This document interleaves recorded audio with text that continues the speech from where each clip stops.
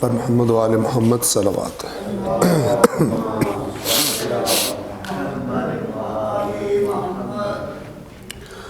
اعوذ باللہ من الشیطان الرجیم، بسم اللہ الرحمن الرحیم، الحمد للہ رب العالمین، والصلاة والسلام علی سید الانبیاء والمرسلین وعلی اہل بیتہ الطیبین الطاہرین وصحبہ المنتجبین۔ گزشتہ درس میں ہم نے قرآن کریم کے دوسرے جز میں سورۃ البقرہ آیت نمبر 237 تمام کیا تھا۔ آج انشاءاللہ ہم سورۃ البقرہ کی 248 اور اس سے اگلی چند آیات کی پہلے تلاوت کریں گے، اور آیت نمبر 252 تک کہ جو دوسرے جز کی آخری آیت ہے، اور کوشش ہوگی کہ آج انشاءاللہ اگر ممکن ہوا تو دوسرے جز کو تمام کر لیں گے۔ صلوات پڑھیں محمد و آل محمد۔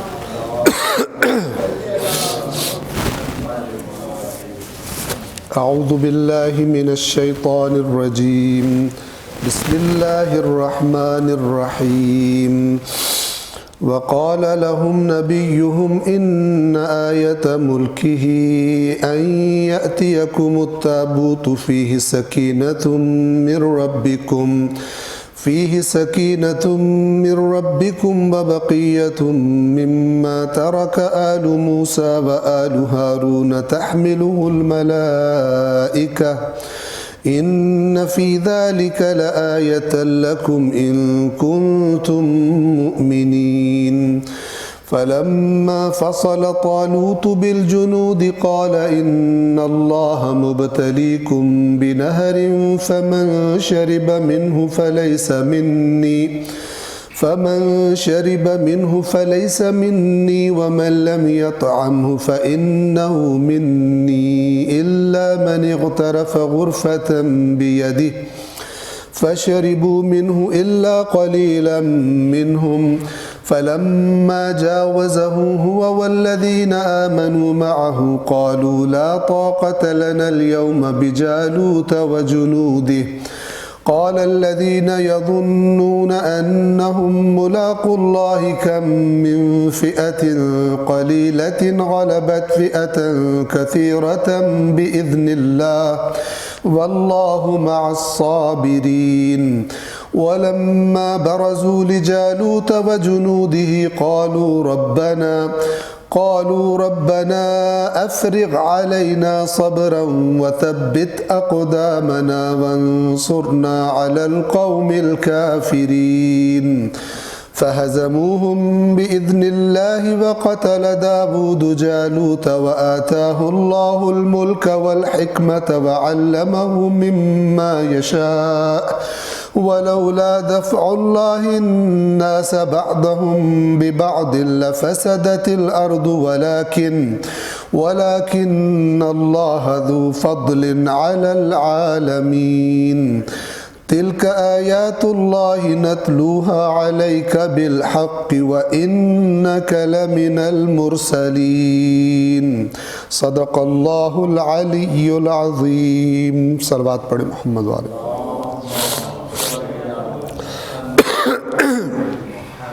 آیت نمبر 248 سے سورۃ البقرہ کی ہم نے آج کے درس کو شروع کرنا ہے، لیکن 247 آیت کا ترجمہ دوبارہ تکرار کر لیں، بلکہ 246 کا بھی، تاکہ موضوع ایک دفعہ ذہنوں میں تازہ ہو جائے۔ سورۃ البقرہ کی آیت نمبر 246 میں فرمایا، کیا آپ نے موسیٰ کے بعد بنی اسرائیل کی ایک جماعت کو پیش آنے والے حالات پر نظر نہیں کی، جس نے اپنے نبی سے کہا آپ ہمارے لیے ایک بادشاہ مقرر کریں تاکہ ہم راہ خدا میں جنگ کریں؟ نبی نے کہا ایسا نہ ہو کہ تمہیں جنگ کا حکم دیا جائے پھر تم جنگ نہ کرو۔ کہنے لگے ہم راہ خدا میں جنگ کیوں نہ کریں جبکہ ہم اپنے گھروں سے نکالے گئے اور اپنے بچوں سے جدا کیے گئے ہیں۔ لیکن جب انہیں جنگ کا حکم دیا گیا تو ان میں سے چند اشخاص کے سوا سب پھر گئے، اور اللہ ظالموں کو خوب جانتا ہے۔ آیت نمبر 247۔ اور انہوں نے جو مطالبہ کیا تھا کہ آپ ہمارا بادشاہ بنائیں، اور ان کے پیغمبر نے ان سے کہا اللہ نے تمہارے لیے طالوت کو بادشاہ مقرر کیا ہے۔ کہنے لگے اسے ہم پر بادشاہی کرنے کا حق کیسے مل گیا جبکہ ہم خود بادشاہی کے اس سے زیادہ حقدار۔ یعنی خرابی کی حد دیکھیں کہ مطالبہ کیا ہے نبی سے کہ آپ بنائیں، اور نبی کہہ رہا ہے کہ اللہ نے طالوت کو بنایا ہے، فوراً اپنی بات سے پھر گئے۔ یعنی ہمارے معیار کے مطابق بناؤ تو ٹھیک ہے، ورنہ یہ کیسے ہو سکتا ہے؟ اور اب ان کا معیار کیا تھا؟ کہنے لگے اور وہ کوئی دولت مند آدمی تو نہیں ہے، یعنی پیسے والا ہونا چاہیے۔ پیغمبر نے فرمایا اللہ نے تمہارے مقابلے میں اسے منتخب کیا، یعنی تم جو کینڈیڈیٹ بنے ہوئے ہو اللہ نے تمہارے مقابلے میں اس کا انتخاب کیا ہے۔ اور پھر اپنے معیار یہاں پر اللہ تعالیٰ کی طرف سے قرآن مجید میں بتائے گئے، یعنی اس نبی نے اس اپنے زمانے میں جو قوم والوں سرداروں سے کہا تھا وہ یہ ہے، اور اسے یعنی طالوت کو علم اور جسمانی طاقت کی فراوانی سے نوازا ہے، اور اللہ اپنی بادشاہی جسے چاہے عنایت کرے، اور اللہ بڑی وسعت والا دانا ہے۔ یہاں تک ہم نے مکمل کر لیا تھا آیت نمبر 248۔ اس آیت کریمہ میں ایک تابوت کا تذکرہ ہے جس کو تابوت سکینہ، سکینہ عربی زبان کا لفظ ہے، سکون سے ہے، اور اس کا معنی وہی سکون اور اطمینان قلب ہوتا ہے۔ تو کئی جگہوں پر قرآن مجید میں اللہ تعالیٰ فرماتا ہے کہ جب حق و باطل کا میدان لگا تو مومنین کیونکہ تھوڑے تھے اور کفار وہ زیادہ تھے، اور زیادہ وسائل بھی ان کے پاس تھے، ان کے پاس وسائل بھی کم تھے، تو ایسے موقع پہ اللہ تعالیٰ فرماتا ہے فَأَنزَلَ اللَّهُ سَكِينَتَهُ عَلَى رَسُولِهِ وَعَلَى الْمُؤْمِنِينَ، تو اللہ نے اپنا سکینہ نازل کیا علی رسول ہی، اپنے رسول پر بھی، وعلی المؤمنین، اور مومنوں پر بھی۔ یعنی یہ اللہ تعالیٰ کی خاص تائید ہوتی ہے، جس دل میں ایمان ہوتا ہے جب وہ کسی بڑی مشکل کا سامنا کرتا ہے اور اضطراب کا شکار ہو جاتا ہے، اسے لگتا ہے کہ مجھ میں طاقت نہیں ہے اس کے مقابلے کی، تو اللہ تبارک و تعالی اس کے ایمان والے دل پر اپنی طرف سے یہ سکینہ نازل فرماتا ہے، اور وہ اضطراب کے بعد اس کا دل دوبارہ سے مطمئن ہو جاتا ہے، اور وہ ڈٹا رہتا ہے میدان میں، میدان نہیں چھوڑتا۔ یہ جو تابوت ہے، تابوت یہ یاد رکھیں کہ عربی زبان میں صندوق، جس کو ہم صندوق کہتے ہیں، اسے تابوت کہتے ہیں۔ اور آپ کو یہ عرض کر دوں کہ یہ تابوت اسی لفظ سے نکلا ہے جس کو ہم توبہ کہتے ہیں، اور توبہ کا جو اصل مطلب ہوتا ہے، دیکھیں ہر لفظ کا، بلکہ میں یوں کہوں کہ اکثر الفاظ کا ایک لغوی معنی ہوتا ہے جو ڈکشنری میں ایکچول پہلا بنیادی معنی ہوتا ہے، اور پھر وہ لفظ خاص معنی میں ایک اصطلاح کے طور پر، ایک ٹرم کے طور پر استعمال ہونا شروع ہو جاتا ہے۔ مثلا مثال کے طور پر سیل، CELL، سیل کا لفظ لے لیں، ٹھیک ہے؟ اب یہ اس کا ایک ڈکشنری میننگ ہے سیل کا۔ آپ فزکس میں جب جائیں گے تو سیل ایک خاص ٹرم ہے، پھر وہ اس میننگ سے ایک لنک ہوگا، ایک رشتہ ہوگا جو فزکس میں سیل کا معنی ہے، وہ لفظ فزکس میں جس معنی میں استعمال ہو رہا ہے۔ آپ بائیولوجی میں جائیں گے، سیل دیکھیں گے تو ایک اور معنی میں استعمال ہو رہا، فزکس والا نہیں ہوگا، لیکن اگر آپ ان میں غور کریں گے تو آپ دیکھیں گے ایک لنک اور ایک رشتہ اس اصلی معنی سے اس کا موجود ہے۔ یہ جو لفظ توبہ ہے، اس کا لغوی معنی ہے پلٹنا، واپس آ جانا۔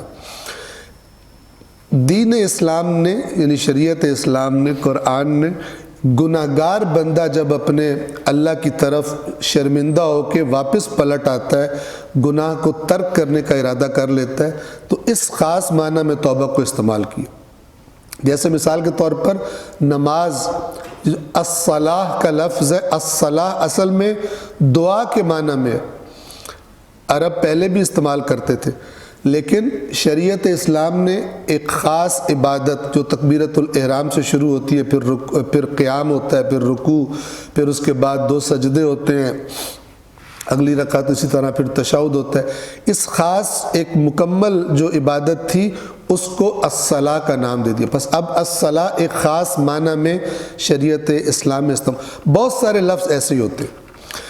तो ये ताबूत भी तौबा से है। संदूक को ताबूत क्यों कहा गया? इसलिए कि जिसका वो संदूक होता है उसने अपना सामान रखा होता है तो बार बार उसकी तरफ पलटता है, उसे जब भी कोई काम पड़ता है, ज़रूरत की चीज़, वो उसको उसी संदूक की तरफ पलटना पड़ता है। इस बार बार वो संदूक की तरफ लौटने की सिफत की वजह से अरबों ने उसे ताबूत कहना शुरू कर दिया। अब उर्दू ज़बान में हम ताबूत संदूक को नहीं कहते, हम ताबूत किस कहते हैं? जिसमें मुर्दे को ये ख़ास माना में उर्दू में आ गया। तो ये हम बार बार आपकी खिदमत में अर्ज़ करते हैं कि वो लोग के जो संजीदा हों कुरान को समझने के बारे में, अल्लाह ताला सबको ही संजीदा करे, तो जो संजीदा हो उनको जो एक बुनियादी तरीन चीज़ की तरफ तवज्जो उनकी होनी चाहिए, वो क्या है कि जो अल्फाज इस्तेमाल हुए हैं अरबी ज़ुबान के कुरान करीम में, वो पहली कोशिश उसकी ये हो कि इसका एक्चुअल माना जो है मुझे पता हो कि ये है क्या। वरना अगर कोई और माना है, जैसे हम अक्सर कहा करते हैं, अगर कुरान मजीद में लफ्ज़ मोमिन आया और मैंने समझा कि मसलन मेरे मसलक के लोग मुराद हैं, जो पैदाइशी मेरे मसलक में पैदा हुए हैं वो मोमिन होते हैं, तो मैं अल्लाह की बात को समझ ही नहीं सका, मैं कहीं और चला जाऊंगा। जबकि मुझे पहले पता करना चाहिए अल्लाह जो मोमिन का लफ्ज़ ला रहा है क्या मतलब है। इसी तरह जैसे ही कुफ्र का लफ्ज़ आया, मैं समझा नॉन मुस्लिम्स की बात हो रही है, हम नॉन मुस्लिम्स को काफिर कहते हैं। कुरान जानबूझकर जिससे पैगाम पहुंचे और वो जानबूझ के अड़ जाए कि मैं नहीं मानता, कुरान मजीद उसे काफिर कहता है। एक ख़ास असल इसका माना है, ज़मीन आसमान का फ़र्क पड़ जाएगा आयात के फ़हम में। आप पूरा कुरान पढ़ लें, कितनी बार ईमान का लफ्ज़ तकरार हुआ है, युमिनून तुमिनून, मुमिन मुमिनीन मुमिनून, कितनी दफ़ा इस्तेमाल हुआ। ठीक है, तो अगर हमारे मानो ज़हन में वही बैठा हो कि मसलन हम मोमिन तो बाकी मोमिन कोई नहीं, तो एक बात भी नहीं पल्ले पड़ेगी कि एक्चुअली अल्लाह ताला ने क्या बात की। हम समझेंगे सारा मीठा मीठा हमारा है, सारा कड़वा कड़वा दूसरों का है।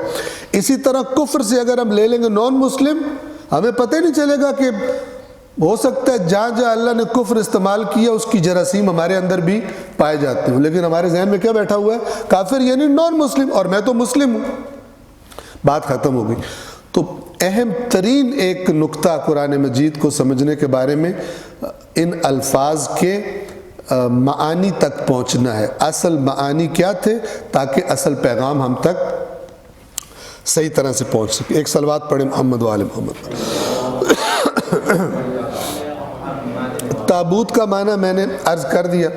इस ताबूत का बैकग्राउंड जो रिवायात में बताया गया, ये एक संदूक था जिसमें हज़रत मूसा और हज़रत हारून के तबर्रुकात थे, ज़ेरा वग़ैरह और इस किस्म की चीज़ें थी, और बनी इसराइल के पास ये हुआ करता था। और जब ये किसी मुहिम पे जाते थे, किसी जंग पे जाते थे, तो ये इस ताबूत को अपने उस लश्कर के साथ रखते थे, और इसकी वजह से, यानी इसकी गोया कि इसके मौजूद होने की वजह से अपने अंदर इत्मीनान का और एक इलाही ताईद का, और गोया कि हम नबी की जमात हैं, इसका एहसास करते थे। तो जब ये, जैसे पहले बता चुका मैं कि जब इन पर वो काफिर फ़लस्तीनियों ने जब इन पे हमला किया और इनको मारा पीटा, घरों से भी निकाल दिया, इनके बच्चों को भी ग़ुलाम बना के ले गए, तो ये ताबूत भी उनसे छीन गया, उन्होंने छीन लिया। لیکن ہوا یہ کہ جو روایات میں بات قرآن میں ایسا تذکرہ نہیں ہے، جو احادیث اور روایات سے بات پتہ چلتی ہے وہ یہ کہ وہ جو مشرک تھے، کافر تھے، وہ تابوت کو جہاں بھی لے کے جاتے تھے وہاں کوئی نہ کوئی مصیبت ان پہ شروع، کوئی وبا پھوٹ پڑتی تھی، کوئی بیماری آ جاتی تھی، تو آہستہ آہستہ وہ اس تابوت سے تنگ آ گئے اور انہوں نے یہ کیا کہ اس تابوت کو دو بیلوں کے پیچھے اس کو باندھ کے تو ان بیلوں کو انہوں نے ہانک دیا اپنے شہر سے باہر کی جانب، اور اللہ کے حکم سے فرشتوں نے اس کا منہ موڑ دیا اسی طرف جس طرف یہ ان آیات میں جو بیان کیا جا رہا ہے کہ ہمارا بادشاہ بنائیے، ہم لڑنا چاہتے ہیں، وہ بیل اس صندوق کو لے کے وہیں پر آ گئے جہاں پر یہ معاملات تھے۔ اور یہ آیت بتاتی ہے کہ یہ تابوت واپس آنے سے پہلے ان کے نبی نے ان سے یہ بات کہی تھی جو آیت نمبر 248 میں آ رہی ہے، سن لیں اور پھر مزید بات واضح ہو جائے گی۔ سورۃ البقرہ آیت نمبر 248، وَقَالَ لَهُمْ نَبِيُّهُمْ، اور کہا ان سے نبیہم، ان کے نبی نے۔ یہ تھوڑا سمجھتے ہیں، اب یہ نبیہم ہے نا، ان کے نبی، اگر یہ ہوتا نبیکم تو کیا مطلب بن جاتا؟ تمہارے نبی، ٹھیک ہے نا؟ اتنا اگر آپ تھوڑی سی سنجیدگی کا مظاہرہ کریں قرآن مجید کے الفاظ کے ساتھ تو یہ خود بخود کوئی نیوکلیئر ٹیکنالوجی نہیں ہے کہ جو آپ کو بڑی اس کے لیے کرنا پڑے گا۔ اگر تھوڑی سنجیدگی سے آپ خود پڑھنا شروع کریں تو آپ دیکھیں گے کہ آہستہ آہستہ عربی زبان سے آپ کی آشنائی بڑی اچھی طرح سے، خاص طور پہ قرآنی عربی بہت زبردست ہے۔ آپ دوسری عربی بھی پڑھیں دوسروں کی لکھی ہوئی تو یہ آسان تر ہے، جس کو بد نصیبوں نے کہا کہ بڑی مشکل ہے اور سمجھ نہیں آتی۔ قرآن سمجھ نہ آنے کا جو پروپیگنڈا ہے ہم بار بار کہتے ہیں اور کہتے رہیں گے جتنی ہماری توفیق اور طاقت ہے۔ کیوں کہتے ہیں نہیں سمجھ آتا، اس کو بڑا سمجھنا مشکل ہے؟ اس لیے کہ نظریات قبل از قرآن کی طرف آنے سے پہلے جو نظریات بنا لی ہیں وہ نہیں میچ کرتے، اس میچ نہ کرنے سے ڈرتے ہیں اور اس لیے پھر اپنی عوام کو کہتے ہیں دور ہی رہے ادھر سے، ورنہ ہمیں ٹینشن دیں گے جب قرآن پڑھیں گے تو۔ اور ان کے اور قال کہا لہم ان کو نبیہم ان کے نبی نے ان بے شک آیت ملک ہی، آیت نشانی، یاد رکھیں آیت نشانی علامت کو کہتے ہیں۔ قرآن میں یہ اب یہاں پہ تابوت کو آیت کہا جا رہا ہے۔ اللہ تعالیٰ فرماتا ہے آسمان سے جو بارش برستی ہے، جو زمین سے سبزہ اگتا ہے، فلان اگتا ہے، ہواؤں کا چلنا، کشتی کا سمندر میں پانی میں چلنا، یہ سب آیات ہیں۔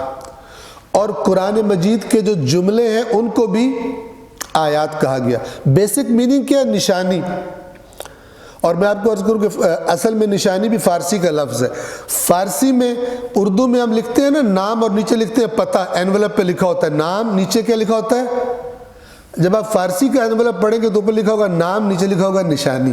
نشانی یعنی پتہ، یعنی یہ تمام چیزیں قرآن مجید کے جملے ہوں یا یہ جو چیزیں اس کائنات میں ہماری نظروں کے سامنے بکھری ہوئی ہوں، یہ سب ایڈریس دیتی ہیں اللہ کا، اپنے خالق کا، اس لیے ان کو آیات کہا جاتا ہے۔ ٹھیک ہے؟ اب یہاں پہ کہا جا رہا ہے کہ ان کے نبی نے ان سے کہا کہ ان آیت ملک ہی، بے شک اس کے ملک کی، کس کے ملک کی؟ ملک یعنی سلطنت، بادشاہت، کس کا؟ طالوت۔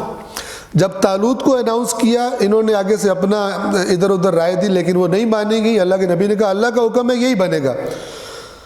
تو پھر اللہ کے نبی نے ان سے کہا کہ تمہیں ایک نشانی بھی بتاتا ہوں میں، طالوت کی بادشاہت کی، یعنی اس کے بادشاہت کے حق ہونے کی ایک نشانی یہ ہوگی ان یأتیکم التابوت، کہ تمہارے پاس وہ تابوت آ جائے گا، فیہ، کہ اس تابوت میں سکینۃ من ربکم، تمہارے رب کی طرف سے سکینہ ہوگا۔ ہم سکینہ ایک مثلاً یعنی عورت خاتون کے نام کے عنوان سے جانتے ہیں، ٹھیک ہے، معنی وہی ہے، نسبت وہی ہے، لیکن سکینہ یہاں پر اس کا ایکچول میننگ ہے یعنی سکون۔ طالوت کے بادشاہ ہونے کی ایک نشانی گویا اللہ کی طرف سے جو تمہارے سامنے آئے گی وہ سکینہ والا تابوت ہوگا کہ جو تمہارے پاس آ جائے گا، جو ان سے چھن چکا تھا، جیسے میں نے آپ سے عرض کیا۔ فیہ سکینۃ من ربکم، اس میں تمہارے رب کی طرف سے سکینہ، سکون ہوگا، وبقیۃ مما ترک آل موسیٰ و آل ہارون، اور وہ بقیہ، وہ باقی ماندہ، وہ تبرکات کہ جو ترک کیے تھے، جو چھوڑے تھے کس نے؟ آل موسیٰ و آل ہارون، موسیٰ اور آل موسیٰ اور آل ہارون کی چھوڑی ہوئی چیزیں، وہ تمہارے پاس آ جائے گا جو ان سے پہلے چھن چکا تھا۔ ان تحملہ الملائکہ، فرشتوں نے اسے اٹھایا ہوگا، فرشتوں نے اسے اٹھایا ہوگا۔ ان فی ذالک لآیۃ لکم، یقیناً اس میں تمہارے لیے نشانی ہے، علامت ہے، ان کنتم مؤمنین، اگر تم مومن ہو تو۔ یہ مراد کیا ہوتی ہے؟ اگر تمہارا واقعاً موڈ ہے ایمان لانے کا تو یہ نشانی تمہارے لیے آ جائے گی، لیکن اگر تمہارا موڈ ہی نہ بنے تو جتنی مرضی نشانیاں دیکھ لو، تم نے ایمان کوئی نہیں لایا۔ یہ ان کنتم مؤمنین جہاں بھی آتا ہے، ان کنتم مؤمنین لفظی ترجمہ کیا ہے؟ اگر تم مومن ہو تو، ٹھیک ہے۔ لیکن اگر آپ آیت کو دیکھیں تو وہ آیت بتا رہی ہوتی ہے کہ اگر یہ چیز جو تمہارے سامنے آ رہی ہے یہ کافی ہے، اگر تم ہٹ دھرمی پہ نہیں ہو، ضد پہ نہیں ہو، تو اس کا آنا، اس نشانی کا، اس علامت کا آ جانا، اس دلیل کا آ جانا، یہ تمہیں بات کو واضح کرنے کے لیے کافی ہے۔ لیکن اگر تم ہٹ دھرمی پہ آئے ہوئے ہو تو پھر اس کا علاج کوئی نہیں۔ اس کے ترجمے کو میں تکرار کر رہا ہوں، 248 نمبر آیت کی۔ اور ان سے ان کے پیغمبر نے کہا، اس کی یعنی طالوت کی بادشاہی کی علامت یہ ہے، یعنی نشانی یہ ہے کہ وہ صندوق تمہارے پاس آئے گا جس میں تمہارے رب کی طرف سے تمہارے سکون و اطمینان کا سامان ہے، اور جس میں آل موسیٰ و ہارون کی چھوڑی ہوئی چیزیں ہیں، جسے فرشتے اٹھائے ہوئے ہوں گے۔ اگر تم ایمان والے ہو تو یقیناً اس میں تمہارے لیے بڑی نشانی ہے۔ اب قرآن کے لفظ کیا ہیں؟ فرشتے اٹھائے ہوئے ہوں گے۔ جب روایات کو اس کے ساتھ ہم رکھتے ہیں تو ظاہر انہوں نے فرشتوں کو نہیں دیکھا۔ روایات میں یہ بات ہے کہ جب انہوں نے ان 2 بیلوں کے پیچھے ڈال کر اس تابوت سے تنگ آ کر کے یہ تو ہم پہ مصیبتیں ہی لا رہا ہے، جب انہوں نے ان بیلوں کے پیچھے رکھ کر گویا کسی چیز میں اور ان دونوں بیلوں کو ہانک دیا، تو فرشتوں نے اللہ کے حکم سے ان بیلوں کا رخ اسی شہر کی طرف کر دیا جہاں پر گویا کہ ان کے نبی ان کو بتا چکے تھے کہ طالوت کی سلطنت کی ایک نشانی یہ ہوگی کہ یہ تمہارے پاس یہ تابوت آ جائے گا۔ اور یہ تابوت جب ان کے درمیان پہنچا تو گویا کہ بہت سارے لوگوں کو اطمینان ہو گیا کہ طالوت ہی کو ہمارا بادشاہ ہونا چاہیے۔ لیکن اگلی آیات بتاتی ہیں، اور آیات قرآن کے بارے میں ہمیشہ یہ بات آپ ذہن میں رکھیں کہ اللہ تبارک و تعالی جو واقعات بیان فرماتا ہے ان واقعات میں نکات ہوتے ہیں، ہدایت کے نکات ہوتے ہیں، عبرتیں ہوتی ہیں، جو آپ کو اب یہ پیش آئی حضرت مثلاً سموئیل کے زمانے میں، یہ ان کا جو بیان کیا جاتا ہے حضرت موسیٰ سے تقریباً 300 سال بعد کی بات ہے۔ وہ زمانہ ہو، یہ قصہ بیان کن کے لیے ہو رہا ہے؟ جب قرآن اتر رہا ہے رسول اللہ کے ساتھیوں کے لیے، کیونکہ جہاد کا موقع آ گیا ہے، اور جہاد کے جب انسان کو اپنی جان خطرے میں ڈالنی، اپنا مال بھی ہو سکتا ہے مطالبہ کیا جائے کہ دو، ابھی زندگی موت کا مسئلہ ہے تو جو کچھ تمہارے پاس ہے دو، تو جب دین کی طرف سے کوئی سختی والا مطالبہ آتا ہے تو وہاں پہ پھر آٹومیٹیکلی چھانٹی ہونا شروع ہو جاتی ہے۔ جو ملاوٹ والا مال ہوتا ہے وہ آہستہ آہستہ بہانے بنانا شروع کر دیتے ہیں، کوئی نہ کوئی عذر پیش کر کے چاہتے ہیں جان چھوٹ جائے۔ ہاں، جہاں پر کوئی چیز ملنے کا ٹائم ہو وہاں پہ سب سے فرنٹ پر صف میں کھڑے ہوتے ہیں لینے کے لیے، لیکن جب دینے کا معاملہ آتا ہے تو نظر نہیں آتے۔ اب یہ جو اگلی آیات ہے اس میں بہت سارے خوبصورت پیغامات ہیں۔ یہ واقعہ بیان ہو رہا ہے حضرت موسیٰ سے 300 سال بعد کا۔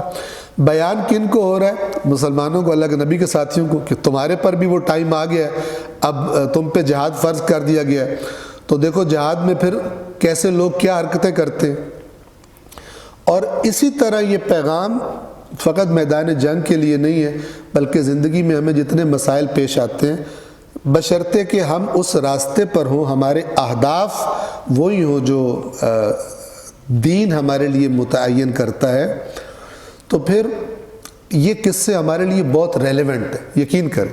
لیکن اگر ہماری زندگی اس کا رخ دین کا متعین کردہ رخ نہیں ہے، پھر یہ ارریلیونٹ ہے، پھر ثواب اور چومنا ہی ان کے لیے بچ جاتا ہے۔ ٹھیک ہے نا؟ کھولا، چوما، رکھ دیا، پڑھا، مردے بخشوائے، رکھ دیا، ریلیونس نہیں ملتی۔ چونکہ ہم نے دین کو بعض اوقات دین کی چیزوں کو جادو منتروں کا آلٹرنیٹ بنایا ہو، جیسے وہ جادو والے الٹے سیدھے لفظ پڑھتے ہیں، وہ پھونک دیتے ہیں، ہم یہ پڑھ کے پھونک دیتے ہیں۔ لیکن ایکچولی ابھی آپ دیکھیں، میں مثال دیتا ہوں، مثلا مجھے فون آتا ہے، میسج آتا ہے کہ جی مولانا صاحب استخارہ کر دیں۔ اول تو میں معذرت ہی کر لیتا ہوں۔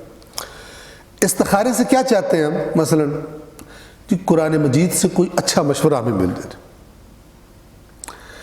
اللہ کہتا ہوگا اے میرے بندے اور اے میری بندی، میں نے یہ قرآن بھیجا ہی تیری ہدایت کے لیے، ہدایت لے کے تو تیرا دل نہیں کرتا کبھی اس میں سے، لیکن پلاٹ خریدنے کے لیے تو چاہتی ہے کہ میں مشورہ دوں کہ پلاٹ خریدنا یا نہیں خریدنا، رشتہ کرنا یا نہیں کرنا، لیکن جو ایکچولی جس کے لیے میں نے قرآن دیا ادھر تیرا دل ہی نہیں آتا۔ کتنا تو سمجھدار ہے اور کتنی تو سمجھدار ہے۔ حالانکہ اصل استخارہ کا معنی ہوتا ہے طلب خیر، اصل تو طلب خیر ہر روز کرے بندہ اس سے، یعنی اس سے رہنمائی لے۔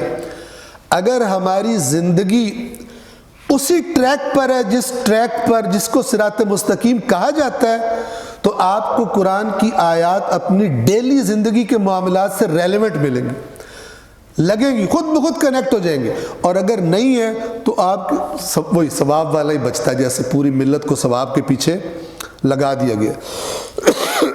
اب دیکھیں آیت نمبر 249۔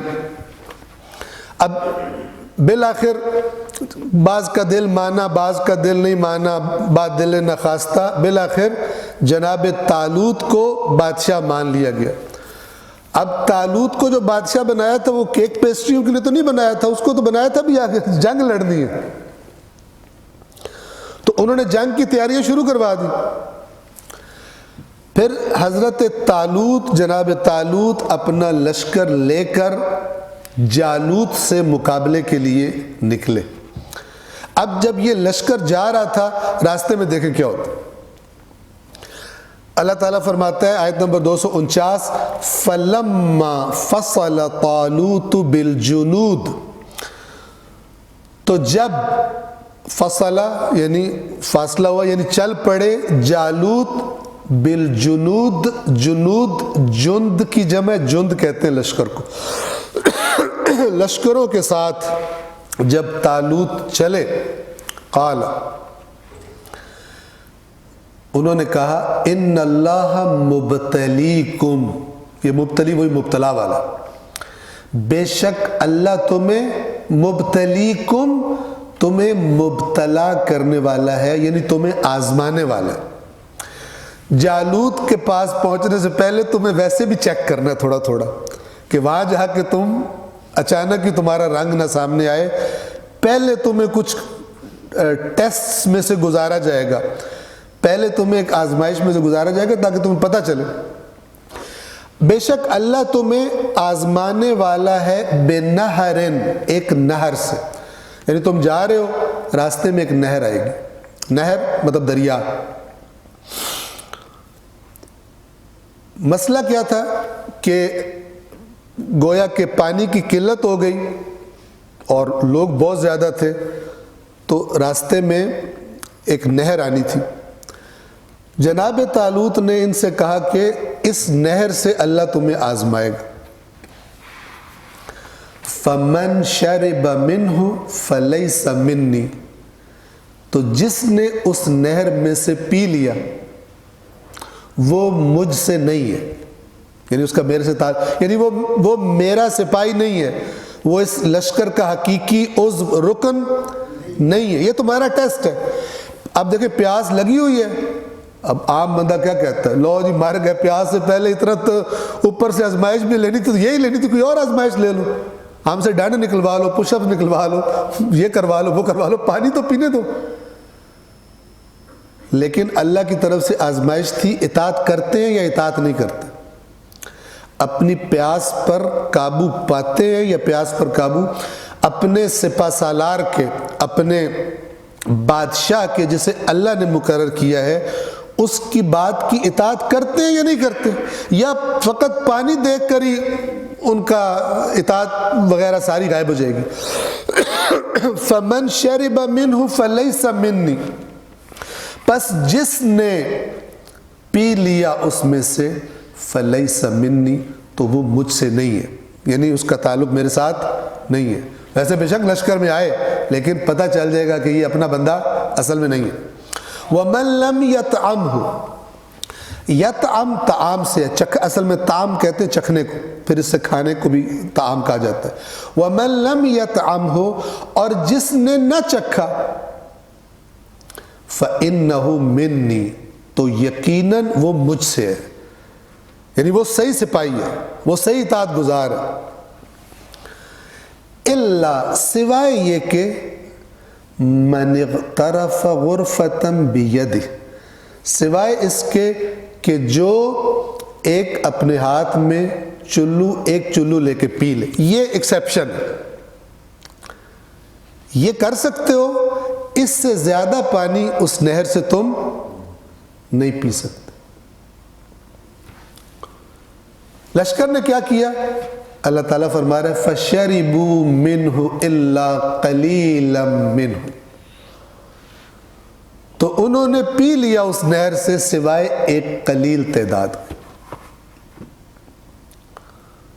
آپ سوچیں، اپنے وقت کے نبی، جس کو نبی مانتے ہیں، اس کے پاس آئے ہیں، اس نے اللہ کے حکم سے بادشاہ سلیکٹ کیا ہے اور وہ ان کو ایک حکم دے رہا ہے اور ساتھ یہ کہہ رہا ہے کہ اللہ تمہیں آزمانے والا ہے. پھر بھی پانی دیکھ کے ان سے صبر، سوائے ایک قلیل تعداد.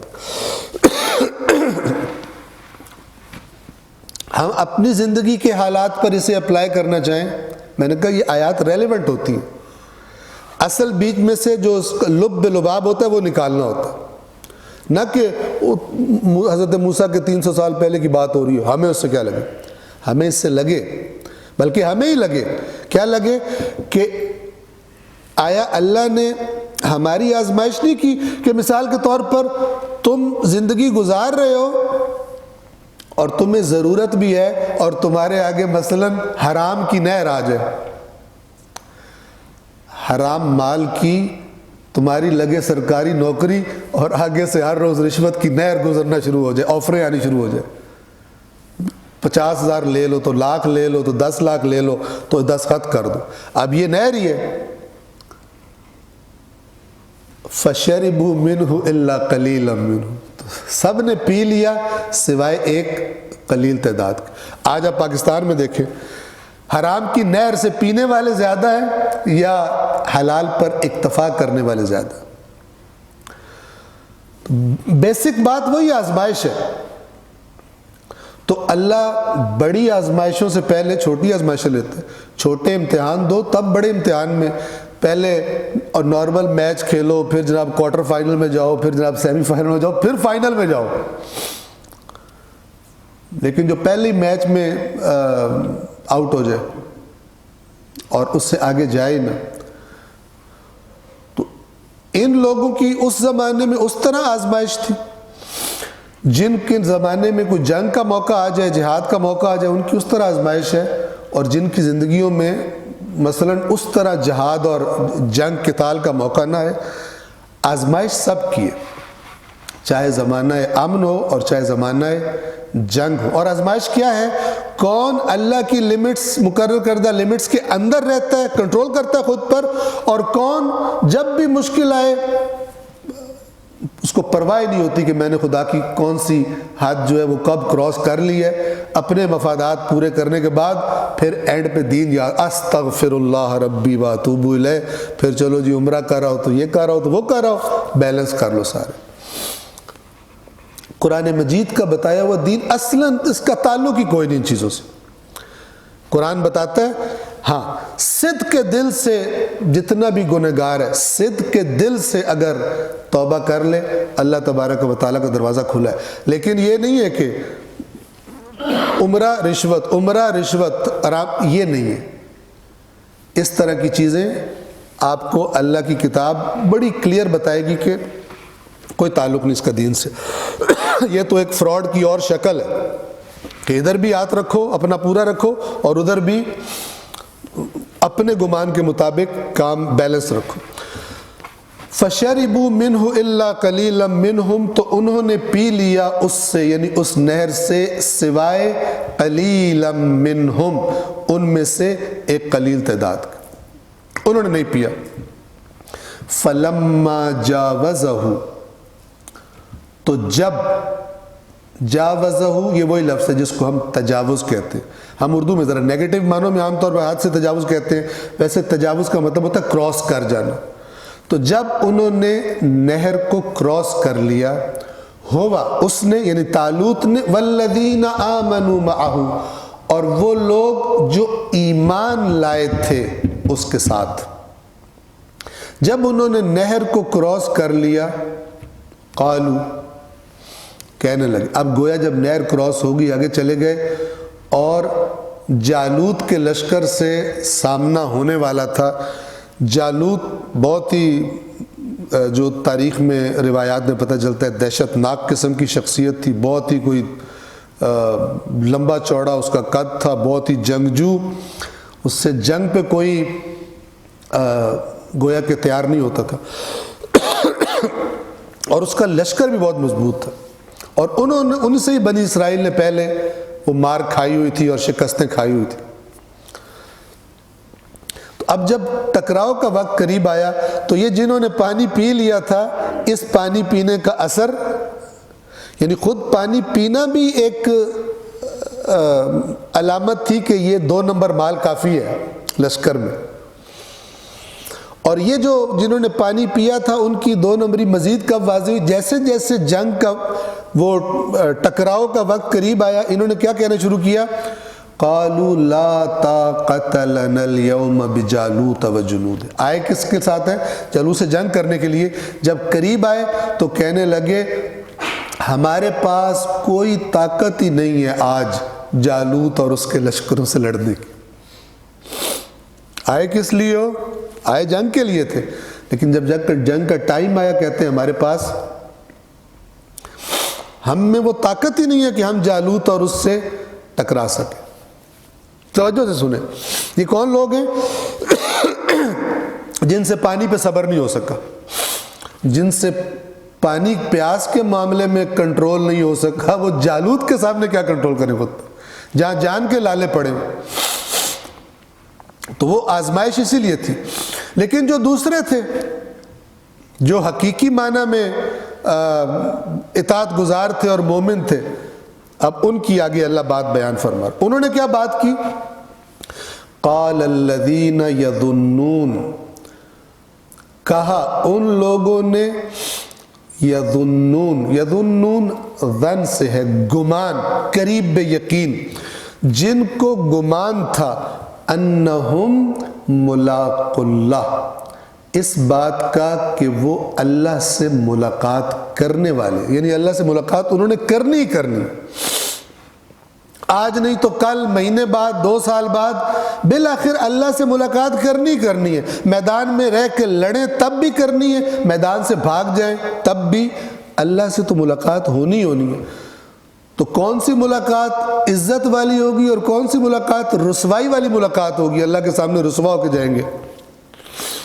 لیکن اللہ نے ان کی صفت کیا بتائی کہ جن کو اس بات کا گمان تھا کہ انہوں نے اللہ سے ملاقات کرنی ہے، تو یہ گمان یہ انسان کے اندر سے خوف ختم کر دیتا ہے۔ یہ انسان کے اندر کیا اس طرح سے کہتا ہے کہ یہ زندگی نہیں ہے، صرف اس کا تو اینڈ ہونا ہی ہونا ہے، ایک اور زندگی ہے، اور اس زندگی کے اختتام پر جس اللہ نے تمہیں یہ زندگی دی ہے اسی سے تمہاری ملاقات ہونی ہے، اور اس زندگی کے میں جو تم نے کمائیاں کی ہیں اچھی یا بری، اسی کے نتیجے میں پھر ایک ابدی زندگی تمہیں عطا ہونے والی۔ تو اللہ تعالیٰ فرما رہے وہ لوگ، دیکھیں خداوند عالم صفت بتاتا ہے، وہ لوگ جن کو گمان تھا کہ انہوں نے اللہ سے ملاقات کرنی ہے، انہوں نے کیا کہا؟ کم من فئۃ قلیلۃ، کتنی ہی قلیل تعداد والی جماعتیں، فئہ یعنی جماعت، کتنی ہی قلیل تعداد والی جماعتیں ایسی ہیں، غلبت، جنہوں نے غلبہ پایا۔ دیکھیں امیدوار، اللہ نے جو حکم دیا ہوا ہے اللہ کے رسول کی طرف سے، اب جہاد فرض ہو گیا ہوا، وہ کرنا ہے، اگرچہ دشمن بہت بڑا ہے، بہت طاقتور ہے، لیکن ان کے اندر جو ایمان ہے وہ ان سے کون سی بات نکلوا رہا ہے؟ جن کے اندر ایمان نہیں ہے وہ کیا کہہ رہے ہیں؟ ہمارے اندر سوال ہی پیدا نہیں ہوتا، یہ تو خودکشی ہے ان سے لڑنا۔ لیکن جن کے اندر یہ ہے کہ ہمیں اللہ سے ملاقات کرنی ہے، اس پر ایمان ہے، وہ اور جملہ بول رہے ہیں۔ کیا بول رہے ہیں؟ کم من فئۃ قلیلۃ غلبت فئۃ کثیرۃ باذن اللہ، کتنی ہی قلیل تعداد والی جماعتیں ایسی ہیں جنہوں نے غلبہ پایا کثیر تعداد والی جماعتوں پر باذن اللہ، اللہ کے حکم سے۔ اب آپ سوچیں کہ مدینہ منورہ ہے، جہاد کے احکام آ رہے ہیں، ان آیات کو سن کر مومن کس طرح انرجی لیتے ہوں گے؟ یہ ان کو بتایا جا رہا ہے کہ اگر مکہ والے تعداد میں زیادہ ہیں تو تم یہ پہلی دفعہ تمہارے ساتھ نہیں ہو رہا۔ کم من فئۃ قلیلۃ غلبت فئۃ کثیرۃ باذن اللہ۔ اصلاً ایمان بندے کو ان لمیٹڈ قسم کی پاور دے دیتا ہے، نہیں، وہ ڈرتا نہیں ہے۔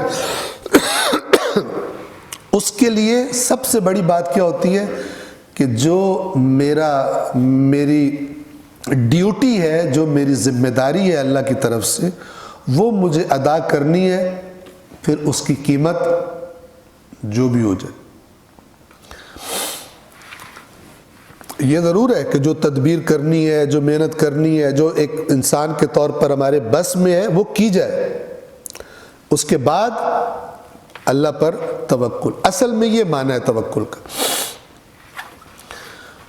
کتنی ہی قلیل جماعتیں ایسی تھی جنہوں نے کثیر جماعتوں پر، یعنی تعداد میں جو زیادہ تھے، ان پر غلبہ پا لیا باذن اللہ، اللہ کے اذن سے۔ اب یہاں سے صبر کا معنی بھی سمجھیں۔ اللہ کیا فرما رہا ہے اس آیت کے آخر میں؟ واللہ مع الصابرین، واللہ مع الصابرین۔ تو بس صابر کون ہے؟ جو گھر بیٹھ جائے، جو میدان میں جا کے کہے کہ غلبہ پا لیا۔ جو میدان میں رہیں، ڈٹے رہیں، جنگ کریں، اگر جنگ کا ٹائم ہے، ان کے ساتھ ہے اللہ، نہ کہ جو باہر نہ نکلیں اور دعاؤں پہ زور رکھیں، پڑھ پڑھ کے پھونکے مارنے پہ زور رکھیں کہ یہ ہو جائے گا، یہ ہو جائے گا، بد دعائیں دشمنوں کو دینے پہ زور رکھیں۔ مثال کے طور پر یا اللہ کرپٹ حکمرانوں کو تباہ کر دے، ملاوٹ کرنے والوں کو غرق کر دے، فلان کر دے، اور وہ بڑھتے ہی جا رہے ہیں، پھلتے پھولتے ہی جا رہے ہیں۔ حالت کیا ہے ہماری؟ آپ دیکھیں بندہ ملتا ہے، جب سپیچ کا ٹائم ہے کہے گا تباہ کر دیا ہمارے ملک کو اس رشوت کے کلچر نے، میرا دل کرتا ہے میں رشوت خوروں کو چوک پہ لٹکا دوں۔ اپنی نوکری کی باری آئی، رشوت دیتا پھر رہا ہے، ڈھونڈتا پھر رہا ہے کہاں پہ دینی ہے، ٹھیک ہے نا؟ اپنے بچے کا اپنی دفعہ آئی تو، لیکن ویسے رشوت خوروں کو چوک پہ ٹانگنے کی تقریریں کر رہا ہے۔ جب یہ والا مزاج ہے تو پھر ہماری دعاؤں سے کچھ بھی نہیں ہونے والا، بد دعاؤں سے کچھ بھی نہیں ہونے والا، چونکہ اللہ تعالیٰ کن کو کہہ رہا ہے، کن کے ساتھ ہوں؟ جو میدان میں اپنی ذمہ داری ادا کر رہے ہوتے ہیں، چاہے سامنے سے جان کے لالے پڑے ہو۔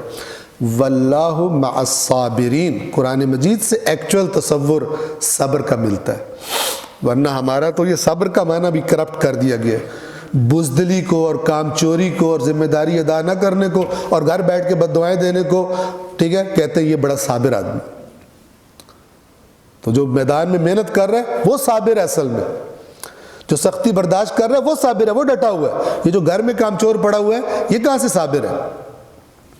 اب اس آیت، پوری آیت کو دیکھیں، کم من فئۃ، کن کو اللہ صابر کہہ رہا ہے؟ کم من فئۃ قلیلۃ غلبت فئۃ کثیرۃ باذن اللہ، کتنی قلیل تعداد والے لوگ ایسے جماعتیں جنہوں نے کثیر تعداد والی جماعتوں پہ غلبہ پا لیا اللہ کے حکم سے، کیوں؟ واللہ مع الصابرین، اللہ ان کے ساتھ ہوتا ہے، اللہ کی تائید ان کے ساتھ ہوتی ہے، اور انہی کو اللہ کیا نام دے رہا ہے؟ صابرین، یعنی میدان میں ڈٹے رہنے والے۔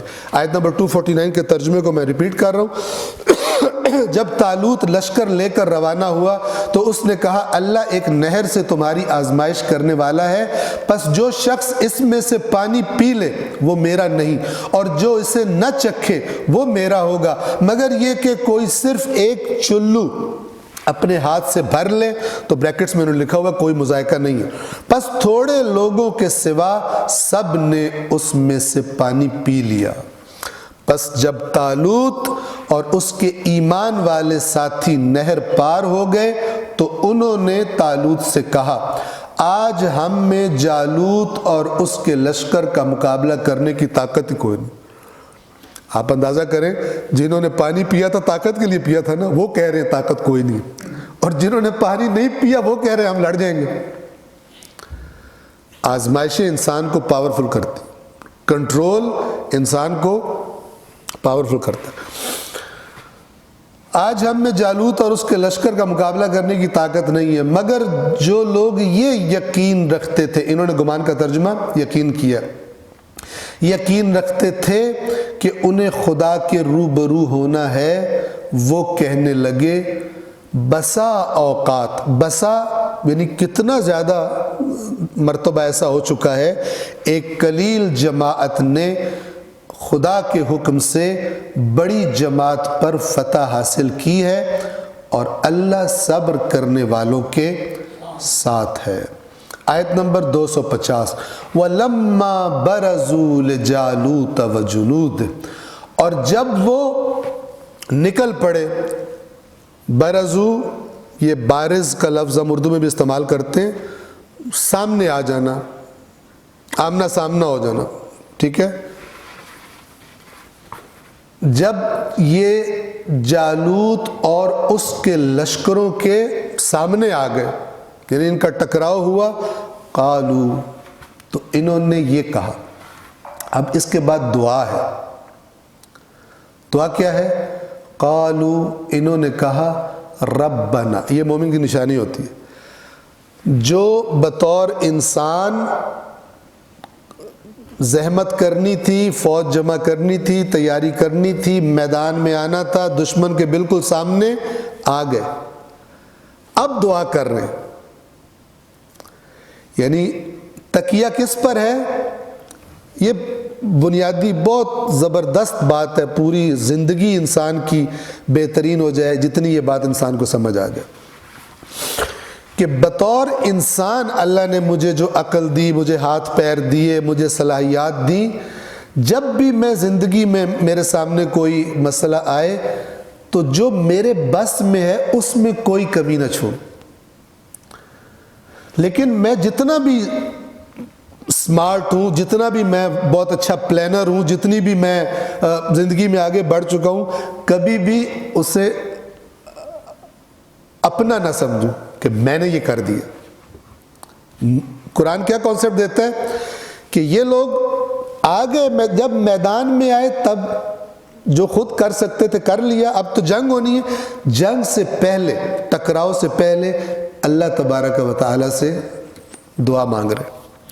بالکل اسی طرح جب غزوہ بدر پہلی جنگ جو ہوئی تھی مسلمانوں کی اور کفار کی، تو جب رسول اللہ اپنے ساتھیوں کے ساتھ صلی اللہ علیہ وآلہ وسلم اپنے ان قلیل ساتھیوں کے ساتھ آ گئے، سامنے جناب تعداد میں تقریباً 3 گنا لشکر تھا، اور وہ مجہز بھی اسلحے وغیرہ کے اعتبار سے زیادہ تھے۔ جب یہ سارا کام جو بطور بشر انسان کے بس میں ہوتا ہے وہ کر لیا، تو پھر اللہ کے نبی نے اللہ سے دعا مانگی تھی کہ اے پروردگار، یہ مٹھی بھر لوگ جو ہیں اگر آج یہ شکست کھا گئے، یہ مارے گئے، تو اس روئے زمین پر پھر تیری توحید کا پرچار کرنے والا، اس کا نعرہ بلند کرنے والا کوئی نہیں بچے گا۔ اور پھر اللہ نے مدد بھی فرمائی۔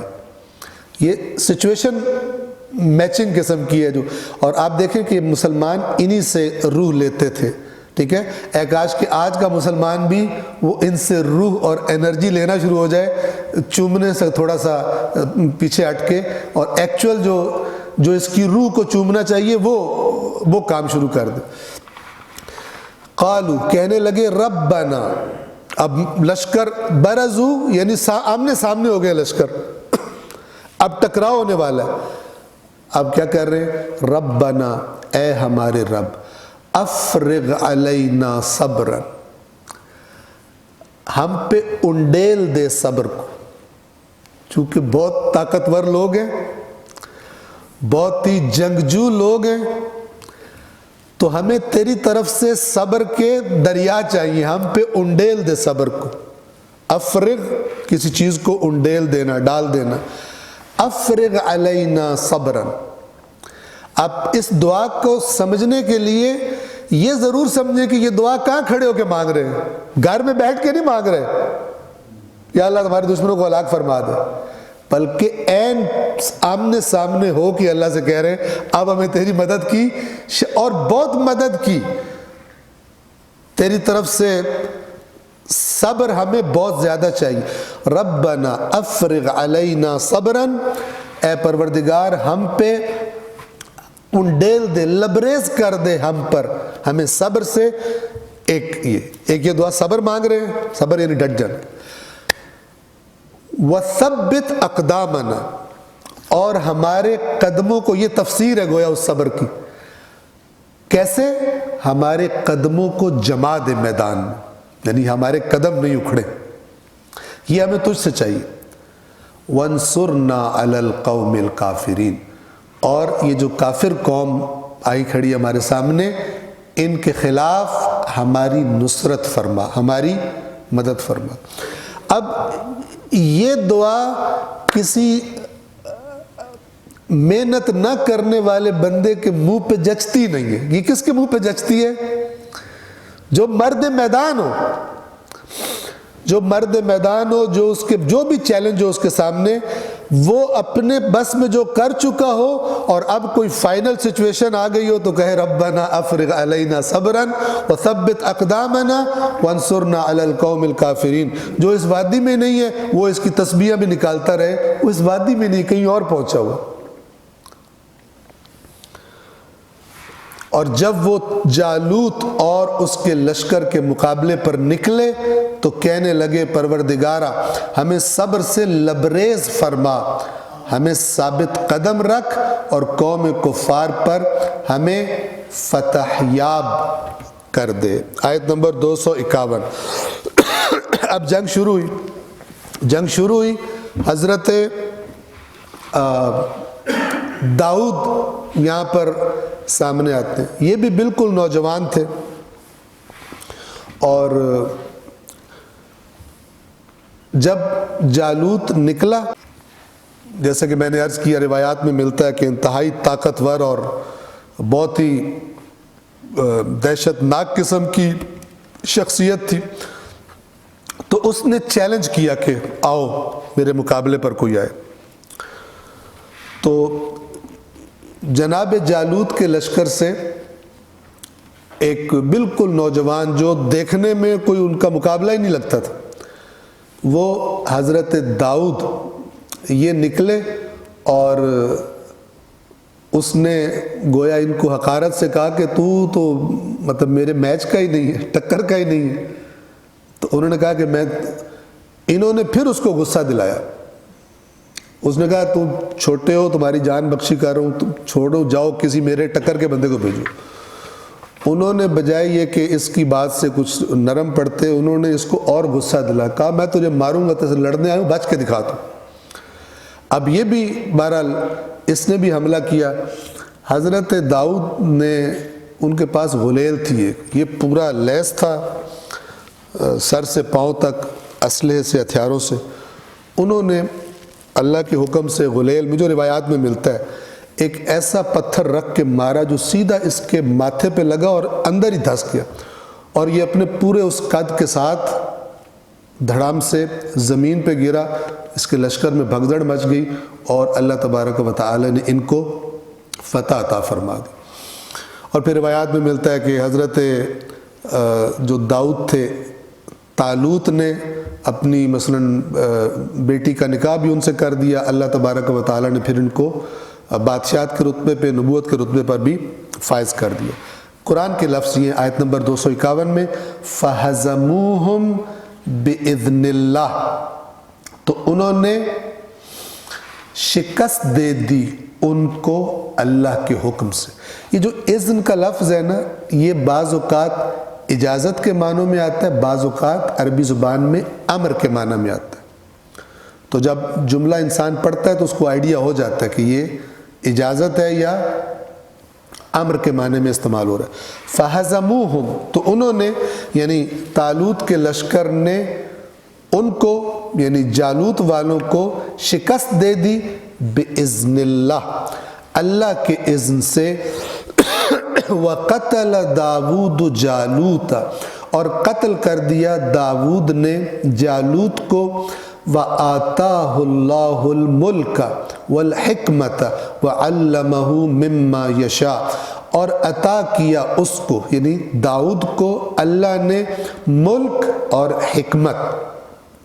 یعنی حضرت داؤد گویا کہ طالوت کے بعد بادشاہ بھی وہ قرار پائے، اور اللہ نے ان کو سلطنت بھی عطا کی اور حکمت بھی عطا کی. وَعَلَّمَهُ مِمَّا يَشَاءُ، اور داؤد کو تعلیم دی اس چیز کی کہ جو اللہ نے چاہی، یعنی جن جن چیزوں میں سے اللہ کی مشیت تھی داؤد کو ان کی تعلیم دی. یعنی یہ اشارہ ہے کہ بہت کچھ، بہت سارا علم اللہ تبارک و تعالیٰ کی طرف سے حضرت داؤد کو عطا ہوا. ایک صلوات پڑھیں محمد و آل محمد. آیت کے اگلے حصے میں پروردگار عالم ایک اوورآل قانون جو اللہ کی طرف سے اس دنیا پر حاکم ہے اس کی طرف اشارہ کر رہے.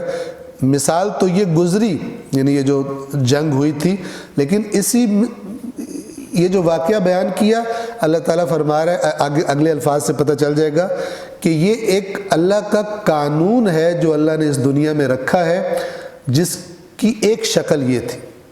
اور وہ کیا ہے کہ اللہ تبارک و تعالی اپنے بعض بندوں کے ذریعے بعض بندوں کو دفع کروا دیتا ہے، ان کا تسلط ختم کر دیتا ہے، انہیں شکست دلوا دیتا ہے، ان کو نیست و نابود کروا دیتا ہے. جب بھی کوئی قوم جن کو اللہ اپنی نعمتیں عطا کرے، اقتدار عطا کرے، اگر وہ سرکش ہو جائیں اور ظلم میں اور تجاوز میں آگے بڑھنا شروع ہو جائیں تو پھر پروردگار عالم دیر یا زود ان کی رسی کھینچتا ہے. اور یہ کام وہ اپنے، بعض اوقات تو قوموں پہ عذاب آتے ہیں، بعض اوقات اپنے بندوں کے ذریعے سے، انہی کی طرح کے انسانوں کے ذریعے سے خداوند عالم ان کے شر کو دور فرما دیتا ہے. تو فرمایا وَلَوْلَا دَفْعُ اللَّهِ النَّاسِ، اگر نہ ہوتا اللہ کا لوگوں کو دفع کرنا. یہ دفع، دال فے عین، یہ وہی لفظ ہے جس سے ہم دفاع بھی کہتے ہیں. اردو میں دفاع، فوج دفاع کرتی ہے ملک کا، میں نے یوں دفاع کیا اپنی بات کا. دفع اصل میں ہے کہ کسی حملہ آور کو جو آپ پہ نقصان پہنچانا چاہ رہا ہے اس کو دور کر دینا. اگر اللہ لوگوں کو دفع نہ کرتا، بعضهم ببعض، کچھ کو کچھ کے ذریعے، یعنی کچھ لوگ ہیں جو خرابیوں میں آگے بڑھ گئے ہیں، تو اللہ کچھ انہی جیسے بندوں کے ذریعے ان کو شکست دلواتا ہے، ان کا اقتدار ختم کروا دیتا ہے، ان کو ذلیل و رسوا کروا دیتا ہے۔ یہ اللہ اپنا ایک قانون بیان کر رہا ہے۔ اگر ایسا نہ ہوتا، اللہ یہ فرماتا وَلَوْلَا، اور اگر اللہ کا یہ قانون نہ ہوتا لَفَسَدَتِ الْأَرْض، تو زمین میں فساد ہو جاتا، زمین تباہ و برباد ہو جاتی۔ کیا مطلب کہ ایک دفعہ جب ظالم اقتدار میں آ جاتا پھر ظالموں کا اقتدار ہمیشہ رہتا۔ لیکن کوئی ظالم جتنا پاورفل ہو، جتنا طاقتور ہو، کئی ایسے ہیں کہ اپنے آپ کو ہی رب اور اللہ کہتے تھے، لیکن تاریخ بتاتی ہے کہ آخر میں انتہائی بے چارگی کے عالم میں ذلیل و رسوا ہو کر ان کے اقتدار ختم ہوئے۔ تو اس طرف اشارہ ہے۔ اللہ تعالیٰ فرما رہا ہے اگر یہ نہ ہوتا لفسدت الارض، تو زمین فاسد ہو جاتی، زمین میں فساد ہو جاتا۔ وَلَكِنَّ اللَّهَ ذُو فَضْلٍ عَلَى الْعَالَمِينَ، لیکن اللہ صاحب فضل ہے عالمین پر، یعنی اپنی مخلوقات پر۔ آیت نمبر 251 کے ترجمے کو میں تکرار کروں، چنانچہ اللہ کے اذن سے انہوں نے کافروں کو شکست دی، اور داؤد نے جالوت کو قتل کر دیا، اور اللہ نے انہیں سلطنت و حکمت عطا فرمائی، اور جو کچھ چاہا انہیں سکھا دیا۔ اور اگر اللہ لوگوں میں سے بعض کے ذریعے دفاع نہ فرماتا رہتا تو زمین میں فساد برپا ہو جاتا، لیکن اہل عالم پر اللہ کا بڑا فضل ہے۔ اور یہ آیت نمبر 252 ہم پڑھ لیں، اس جز کی یہ آخری گویا آیت ہے 252۔ تِلْکَ آیات اللہ، یہ اللہ کی آیات ہے، نَتْلُوهَا عَلَيْكَ، جسے ہم تلاوت کر رہے ہیں آپ پر، پڑھ رہے ہیں آپ پر، یعنی آپ کی طرف وحی کر رہے ہیں۔ اب جب یہ نتلو کا لفظ آ گیا ہمیں پتہ لگ گیا یہ آیات سے مراد قرآن کی کے جملے، اب اس سے مراد آسمان و زمین اور تابوت اور وہ نہیں ہے۔ تو جس کانٹیکسٹ میں لفظ آتا ہے اپنا معنی خود ہی وہ بتا دیتا ہے کہ میں کس معنی میں ہوں۔ تِلْکَ آیات اللہ، یہ اللہ کی آیات ہیں، نتلوہا، انہیں ہم تلاوت کر رہے ہیں، علیکا، اے رسول، آپ پر، بالحق، یعنی یہ برحق، یہ حقائق پر مبنی ہے۔ جو گزشتہ داستانیں ہم بیان کر رہے ہیں وہ بھی بالکل سچی داستان ہے، اور جو اصول ہم بیان کر رہے ہیں، جو ہدایت ہم تمہیں دے رہے ہیں وہ بھی جو پرنسپلز ہم تمہیں بتا رہے ہیں کہ اگر کامیابیاں چاہتے ہو تو پھر ڈٹنا پڑے گا، پھر کچھ قربانی دینی پڑے گی، پھر صبر و استقامت دکھانی پڑے گی۔ اللہ تعالیٰ ان کا ساتھ دیتا ہے، انہی کو اللہ زمین میں وسائل عطا کرتا ہے۔ غیر ذمہ دار کامچور لوگوں کو اللہ تبارک و تعالیٰ یہ دنیا میں عزت اور سرفرازی عطا نہیں کرتا۔ اور آخری جملہ اس آیت کا وَإِنَّكَ لَمِنَ الْمُرْسَلِينَ، اور یقیناً اے رسول آپ مرسلین میں سے ہیں۔ مرسل کی جمع مرسلین ہے، مرسل وہی رسول کا معنی ہے جسے پیغام دے کر بھیجا جاتا ہے۔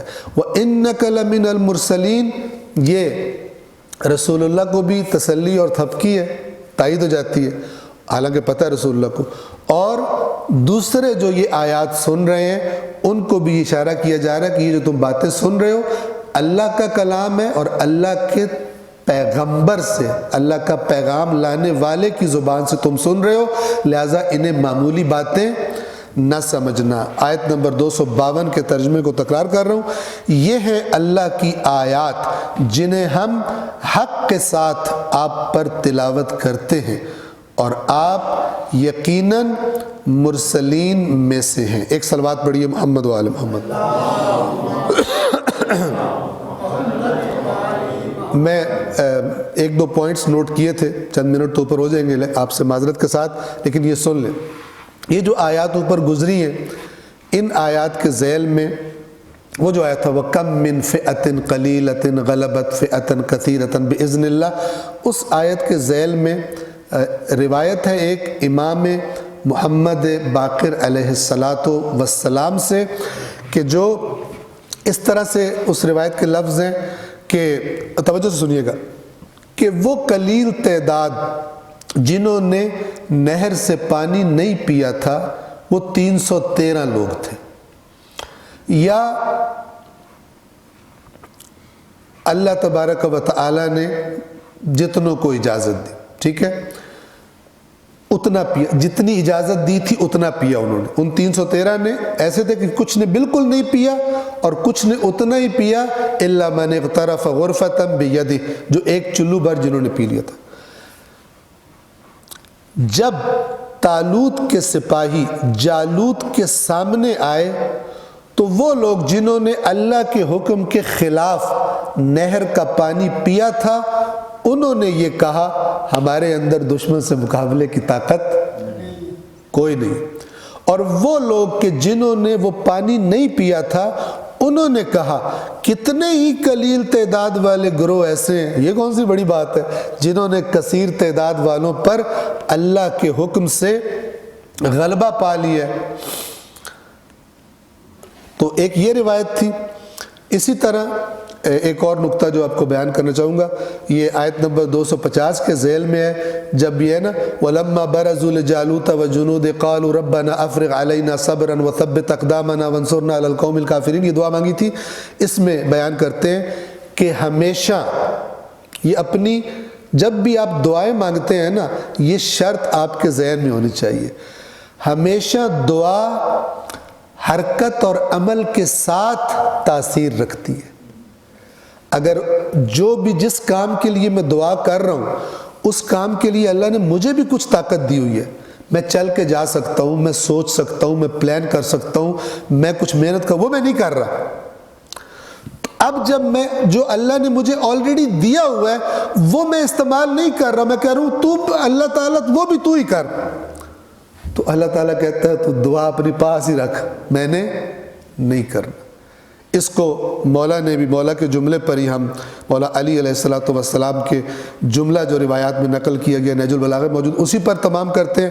پہلے بھی ہم آپ کو بتا چکے ہیں کہ فرمایا الداعی بلا عمل کرامی، الداعی بلا عمل کرامی بلا وتر، کہ بغیر عمل کے دعا مانگنے والا اس شخص کی مانند ہے، یعنی تصویر بناؤ ذہن میں جو بغیر کمان کے تیر چلا رہا ہو، تو بغیر کمان کے تو بیوقوف تیر چلاتے ہیں، تیر کمان کے ساتھ ہی اس کی جو رینج ہوتی ہے وہ بڑھتی ہے اور اپنے نشانے پہ جا کے صحیح طرح سے لگتا ہے اور اپنا کام کرتا ہے۔ تو یہ مثال دی تاکہ بات کو کلیئر کر سکے۔ تو دعا ہر کام میں مانگنی چاہیے، حتیٰ کہ ہمیں لگ رہا ہو کہ یہ تو ہو گیا ہے پھر بھی دعا مانگنی چاہیے، اور ہمیں لگے کہ نہیں ہو رہا پھر بھی دعا مانگنی چاہیے، جتنی بھی سختی ہو۔ لیکن شرط کیا ہے؟ جو بطور بشر اللہ نے آلریڈی مجھے طاقت صلاحیت دی ہے اس میں سے جو میں کر سکتا ہوں وہ ضرور کروں، اس میں کمی نہ چھوڑوں۔ یہ آپ کی دعا کی تاثیر اور اس کی طاقت کو بہت زیادہ بڑھا دیتی ہے۔ صلوات پڑھیں محمد وآل محمد۔ بس آیت نمبر 252 پر آج کے درس کو ہم نے تمام کیا۔ ان آیات سے مربوط اگر کوئی سوال ہو تو آپ کو سوال پوچھ سکتے ہیں، اور یہ بھی آپ کی خدمت میں عرض کر دیں کہ اگلے سیٹرڈے کو، کیونکہ یہاں پہ نہیں ہوں گے، کراچی ہوں گے، تو اگلے سیٹرڈے کو درس نہیں ہوگا، اور اللہ نے زندگی دی اور توفیق دی تو اس سے اگلا جو سیٹرڈے ہوگا